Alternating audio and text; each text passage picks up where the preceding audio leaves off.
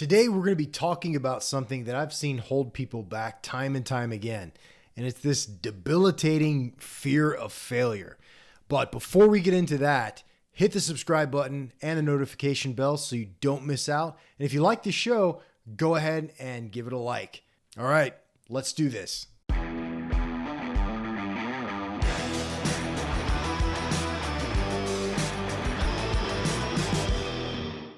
Fear of failure, or F.o.F, as it is often called.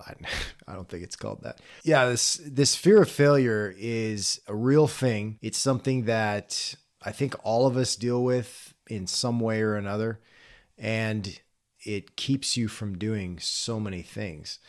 At least in the beginning for me, when I first started out, my fear of failure was not being able to provide for myself and eat food and live somewhere in some home of some kind. That was the failure I was afraid of. And so that propelled me forward into just trying things and having a determination to succeed at any cost. I've thought about this in talking to people who have struggled with this fear of failure. And I've thought back to my own experience, and I've thought back to how much maybe I fear failure myself. Like, what kind of impact does that have on me?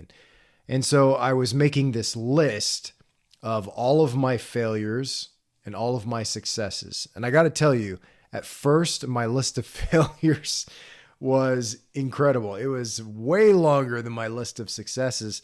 And I was just laughing to myself as I thought back over the years of how many different things I had tried and failed at and what I had learned from those things, because you do learn from every failure, which is great. It would be horrible if we didn't learn from our failures. And I think perhaps there's people out there that don't learn from their failures.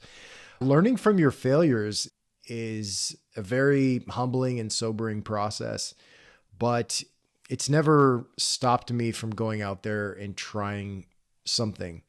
So the other night at dinner, I was talking to my wife and kids, and we were just talking about this concept of failure. It's just been on my mind this past week. And I was just kind of going over a lot of the projects and things that I had started over the years and then subsequently just failed at. It was kind of a sobering list when I start considering all of these things, but I don't regret doing any of them. At the time, they represented my best idea of what was possible. And I learned really valuable lessons throughout doing each of those things. Even though they weren't monumental successes, they were successes in that it got me into this creative realm where I was doing something. I just wasn't sitting there static. Now, granted, I've learned over the years how to work smarter instead of just simply working harder for the sake of working harder. But yeah, I don't think that the fear of failure should stop you from doing something. Even if it's super scary, or maybe there doesn't seem like a high likelihood of success. If you feel strongly and passionately about it, and I mean, as long as there's no major warning signs and people around you are saying, hey man, you might want to try something else. It's kind of hard, right? Because you hear all these stories of people that went out and against all odds conquered. Some people did that because they just got lucky, right? Other people knew exactly what they were doing, and they saw things that nobody else saw. And so sometimes we don't know what category we fall in. Are we the genius? I think everyone wants to be that one genius guy or gal who sees what everyone else does not see, and they go in and they make it big and they earn the respect of the people around them. It's kind of a dream we all have at some point in our life, but often the sad reality is we just didn't know enough about what we were doing, and unfortunately luck wasn't on our side, and so we fell flat on our faces over and over and over again. It's true. But I've gone off and I've tried so many different things that haven't failed, that have actually been pretty successful. I decided way back when to just move forward with a stubborn disposition to try to make any idea I had work. Some of the quotes and sayings over the years. One of my favorite ones is the cave you fear to enter holds the treasure that you seek. And man, I really love that quote, because the thing about the fear of failure is it keeps you from achieving that treasure. And failure is full of treasure. When you fail at something, you learn so much from it. Now, obviously, it stinks to fail. Nobody likes the feeling of failure. I don't enjoy it. I don't know anyone who does. But the thing is after the fact, you've walked away from that failure with such great knowledge that you have the opportunity to pivot and do something else and learn from that. And so there's this quote from this guy a long time ago who was a leader in my church. He says, "I won't go to hell for swearing because I repent too damn fast." That was Jay Golden Kimball. And so I've often thought to myself, I won't go out of business because I fail too damn fast. It's failing too slow that's going to kill you, right? And so that's kind of just been part of my journey. Is I try something, it either works or it doesn't, but I just keep moving forward continually. I'm just constantly throwing stuff at the wall over and over and over again. This podcast is an example of that. I had no history of podcasting or public speaking. I'm a really massive introvert. I don't care about putting myself out there. I honestly don't like doing it, but I'm doing it because I think it's an interesting business move, and I like personal development, and I like getting out of my comfort zone and pushing myself, pushing against some of those things.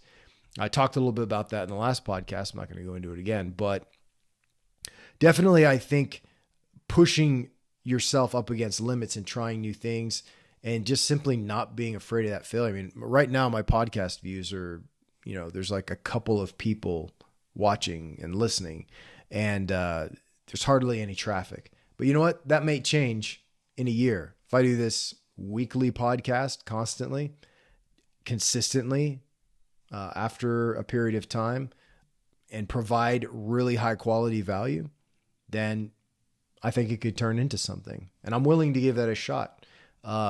Forget failure. I don't care.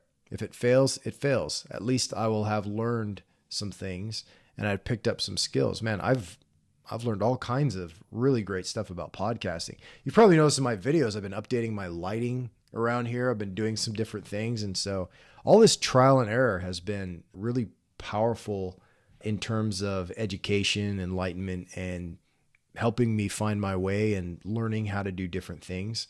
It's also already been handy to have some podcasts that I could send people links to if there's a concept or an idea or something that I want to explain to people and I've already explained it. I can just point them to one of my podcasts and go, here you go. And I've sent podcasts to friends, to family, and most importantly, to clients of mine, to where I've needed to explain some type of concept. And so having your own show, it gives a little bit of an air of authority to what you're saying. It also, I think, carries more weight with it because preparation went into creating it. It's not just your opinion you're giving on the street. You're still giving your opinion, but it's in a different format. I don't know why it feels like it carries more authority. I think we're wowed by, video and lighting and all in production and all these different things and sound effects and all this stuff that's actually really easy to create. But going back to the idea of being paralyzed by the fear of failure is a real tragedy, because you think of how many things don't get done and how many lessons don't get learned because you're not willing to put yourself out there. And I get it. It's definitely a scary thing. It's a very frightening thing sometimes to try something new. It's a weird mix. To me, it's more thrilling than it is frightening. I love the idea of getting out there and doing something different and creative. But the one thing that I've seen, and I believe is true, is that the successful have failed many more times than the unsuccessful. That's important to think about. if someone's successful, they will have had way more failures. And you would think that the person with more failures would be the unsuccessful one.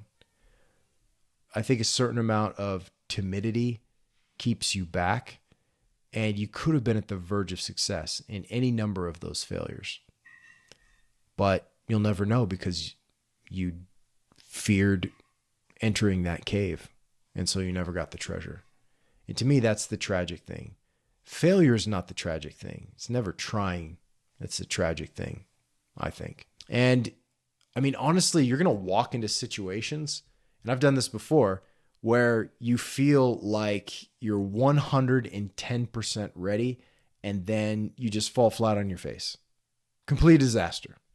And then you walk into situations where you feel like you just completely bombed everything, and you won big.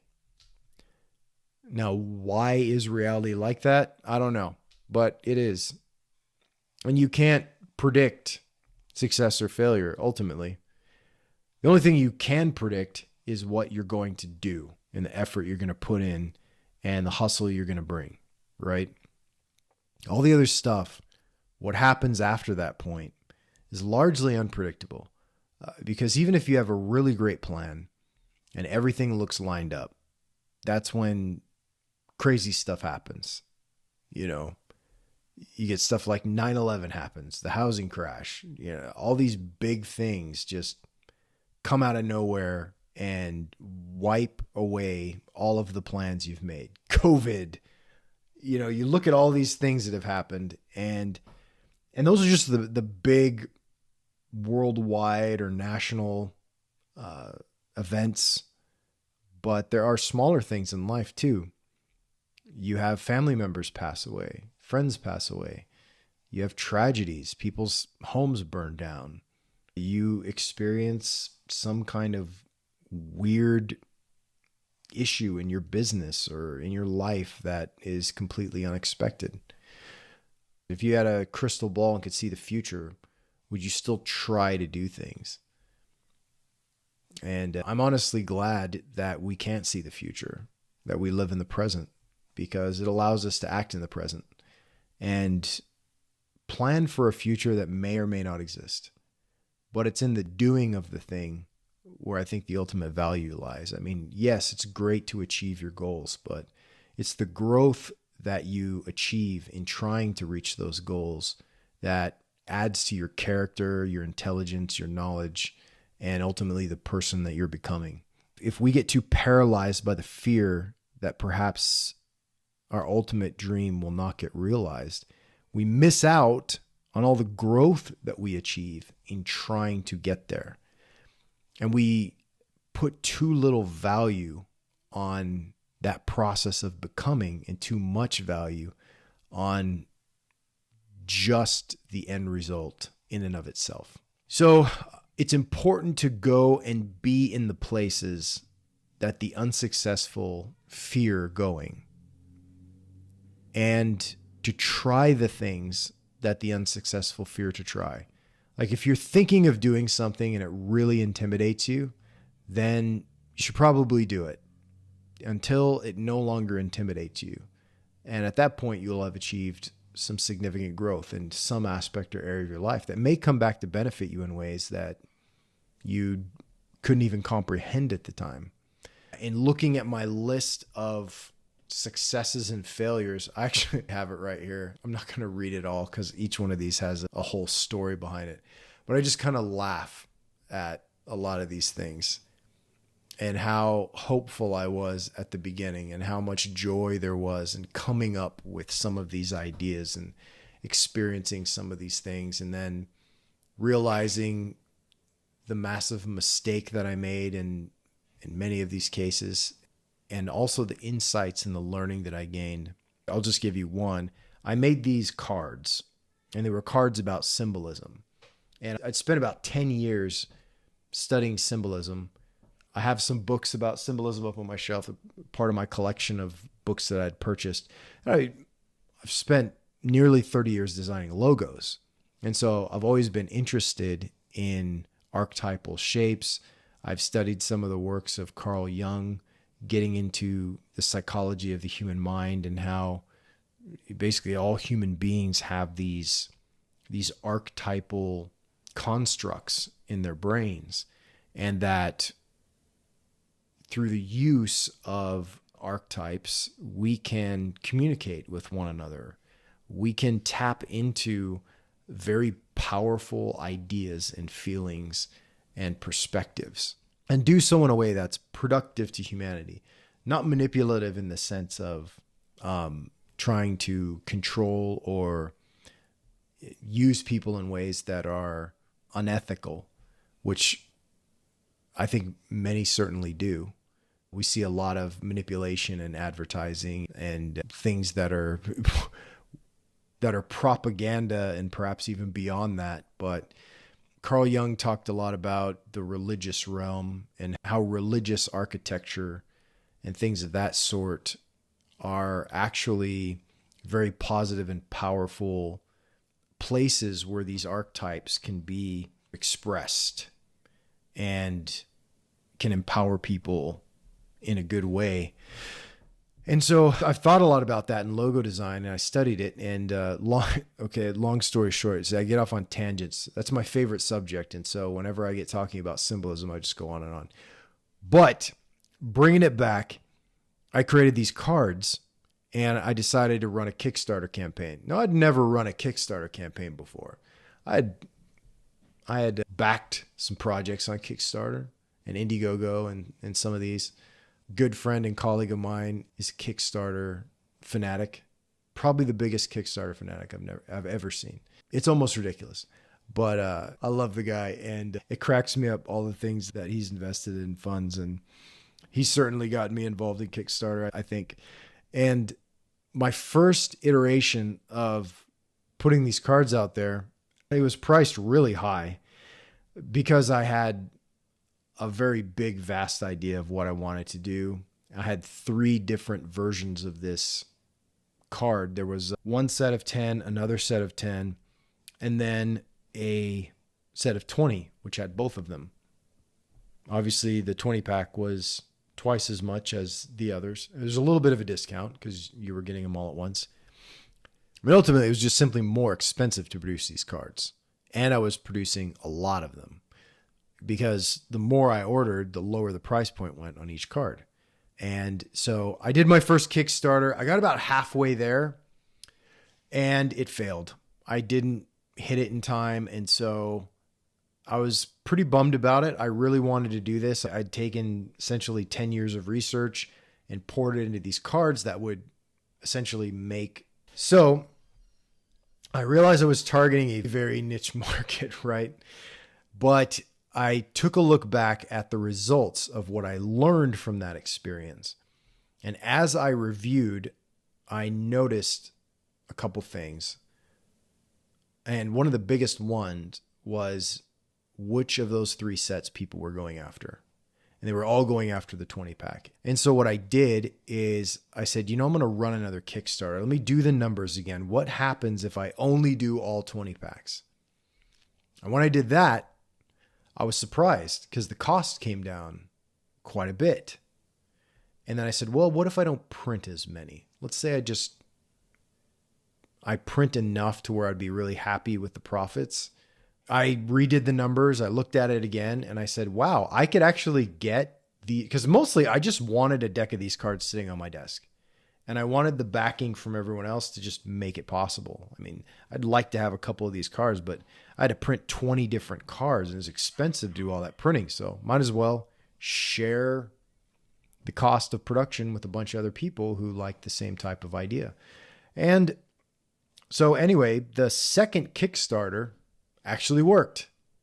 It all got backed. I was able to produce the cards. People were very happy with them. And to this day, I still have a box of them under my bed, a couple of leftovers. The last vestiges of this victorious project that was first a failure and then a success, and became a success because of the failure. If I didn't have that failure, I wouldn't have learned those things and I wouldn't have been able to have success the second time. Now that I wasted a lot of time with the first one, yes. Am I glad I did it? Well, yeah. I mean, I didn't know any better at the time, but I set out to do something. I did it. I pivoted, I found success, and I got it on my second time. So that's a big victory, I think. Now, if I wanted to go do another Kickstarter, I've got all of this information that I've learned from the process to be able to guide me moving forward. I bought an RV and I had no experience with RVs. I did a couple months of research, YouTube research, mind you, but I actually got the idea for doing the RV. So check this out. This is actually a pretty funny story. We built this new house and I saw this big void in the attic, this big rectangular void with a window. And I said to myself, that looks like a lot of wasted space. It's just closed off attic space with a window. Like, why does that make any sense? I said, I'm going to do something with that. I'm actually going to build an office up there. And I had no idea. I'd never done anything like that before. Never built an office. I did construction in the past, but nothing to this level, nothing to this polished level of precision. And with some of the crazy ideas that I had, like a secret door in the upper wall with a ladder.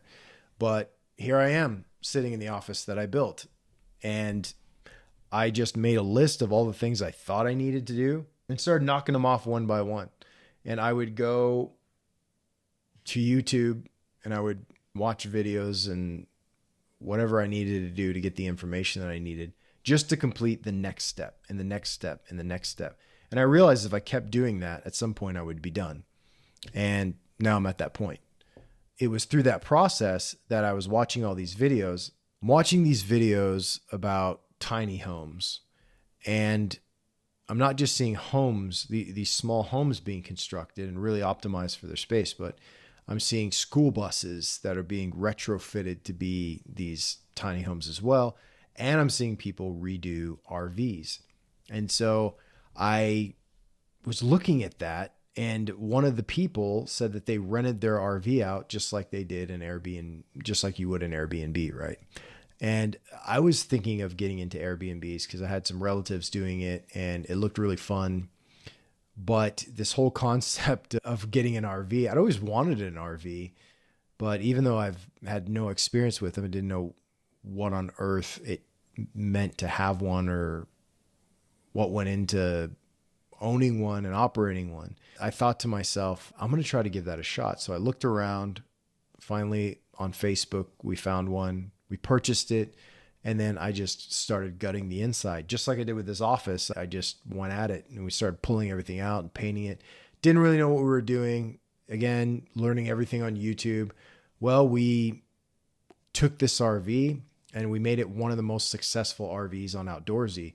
And we were told we were ranked number 37 across the whole nation. Just after a year and 2 months, we were able to achieve that goal, which was pretty amazing. We had 5-star reviews, happy people all around. But I got to tell you, man, it was a lot of work. We had somebody wreck our RV in April. And so it's been in the shop for like 6 months. And we've been going through this whole thing, this whole debacle with the insurance company and everything, trying to get this thing fixed. We're near the end. I don't know how it's going to turn out, but you know what? I don't care. However it turns out is how it turns out. I don't stress about it. Maybe it means that we stop doing RV rentals or we continue. I don't know yet. I haven't totally decided. Just taking it one step at a time. But just the whole idea that building this office led me into renting out an RV is kind of insane. Like, you would never put those things together. But if I had been too afraid of the work it would have taken to build this office and a fear of failing at it because I didn't have the knowledge and experience, then I wouldn't have gone out and purchased that RV. Now, you may say, well, the RV looks like it's failing at this point too. But you have to remember that the experiences that my family has had with that RV, I feel like are invaluable. You know, we clean it together, we fix it up, we prepare it, but we take it out and use it ourselves. And we've been able to travel with it and go on trips and go camping and go to the beach. And we just recently did this beach thing. And yeah, it was the beginning of April, just before it got wrecked, where us and a couple of other people, and we've had I think 4 or 5 people join Outdoorsy because of us. They've seen what we did and they've tried to do it themselves and they've been successful. But we took 14 RVs. We had other people rent them and we were on the beach in a big semicircle for a couple of days, just a bunch of friends and family, and just had this massive camp out on the beach for a couple of days. And it was such a cool experience. And people were driving by like, who are you people? What are you doing? And we were just like, well, we just wanted to go camp on the beach and it just got out of hand, and everybody else decided they wanted to come. But just things like that, just these fun experiences in life, these unique and great experiences that have all came from just trying things. Now, all these families got to have these experiences just because if you go back in time, what sequence of events led to that? It was just looking at a void in my attic and thinking, why not make that into a secret office? And so you never know what is going to come out of the things that you try. That's why it's important to try crazy stuff and not worry about if it's going to fail or succeed, because you can't predict it. You don't know until you actually try something and go out and do it. And that's why it frustrates me so much when people hold themselves back and they're like, well, what if it doesn't work? Who cares? I mean, obviously we care, right? Maybe that's not the right way to say it. Obviously we care. It's maybe not who cares, but seriously, who cares? Just do it anyway, right? Just go out there and do something crazy and try something new and see what happens. I started making these shirts. So I just launched a new store. I had 2 failed stores. Did I learn things from them? Yes, I think so. Did I go out and make another store without really totally testing the market and whatnot? Yes, I did that again. But maybe this one can be a success. Maybe it'll be a success now because I have a podcast and I'm actually doing something with my social media presence and I'm trying to get the word out. So check out brandordie.store. And yeah, it's pretty cool. I've made these really awesome hats. If you go to brandordie.store, you're going to see I got a lot of really cool hats and shirts, tank tops. I like going to the gym. And so I decided, well, instead of wearing tank tops that are just blank, I'm going to get my own that have my own message on it just to promote what I do wherever I go. And yeah, I did that. And I've got a bunch of accessories, backpacks, iPhone cases, water bottles, really cool notebook. I decided to launch another store, put a bunch of products out there, but I enjoyed making the products and I enjoyed the ability to more easily create products in a store using Printful, which I buy, like those hats up there. I bought those from Printful. I found that they have some of the best swag you can get for the lowest price. Custom print on demand stuff, right? So, and no, this isn't a sponsored thing. Although in hindsight, I probably should have gotten some affiliate links or something like that, but whatever. So I use Printful and Shopify and put those 2 together and it's worked actually pretty well. And I'm using the default theme for Shopify. So we'll see. Later on down the road, I'll invest in a better theme. I just keep things scrappy, build something, see how it works, try it out. If it fails, whatever. If it succeeds, awesome.